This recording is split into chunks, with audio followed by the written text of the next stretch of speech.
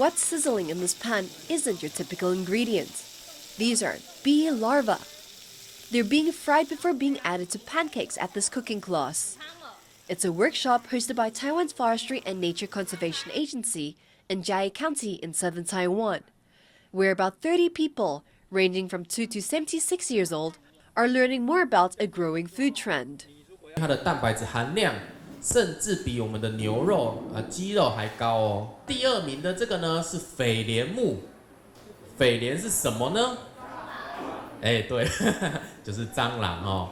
好，所以蟑螂，看来蛮营养的嘛。There's been growing interest in eating insects because of their high protein and nutritional content. Advocates say they could play an important role as a food source. 其实早在大概2013年的时候啊，联合国就已经有在推广吃虫的这个对环境友善的方式。Eating insects is still not very common in Taiwan. Under the country's current regulations, only 3 kinds of insects are listed as safe for human consumption. Although bee products like honey are widely accepted by the public, bee larvae is not so popular. But by adding them to pancakes, it makes them easier for people to accept. 吃起来真的就是蜂蜜味，超浓的，觉得这会觉得出乎意料的好吃。你觉得香对啊，无讲真。啊，较大脆的，无什么特别的味。安尼你里面敢可以敢食别款项，可能煮些再试看卖吧。 The cooking class isn't the only option for people to try some insect cuisine. In one classroom at National Taiwan University, a professor is brainstorming insect recipes with students. Team Wasp, what do we do? Jelly. Ooh, I like that. Creative. This class has been one of the school's most popular courses since it started in 2018. This is the first college course in the country dedicated to the study of edible insects. Entomologist Matan Shalomi from the United States shares his passion for insects, such as deep-fried black soldier fly larvae with students. He explains why eating insects might be the way to save the earth.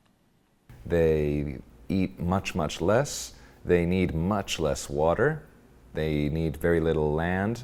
You can raise them vertically, one on top of the other, and they don't mind. They produce a lot less waste than animals like cows or chickens. So you're getting the same high-quality protein for a fraction of the input. So it's much more environmentally sustainable. While not common, eating insects is actually part of Taiwanese culture. Crickets and giant hornets are traditional foods for some indigenous groups. Timothy Seekings is from Germany and now lives in eastern Taiwan, where many indigenous people still practice their traditional culinary habits. In his research, he explores the native cricket as a food source, holding tasting sessions in markets and festivals. People are quite curious about it and quite accepting, I think, too.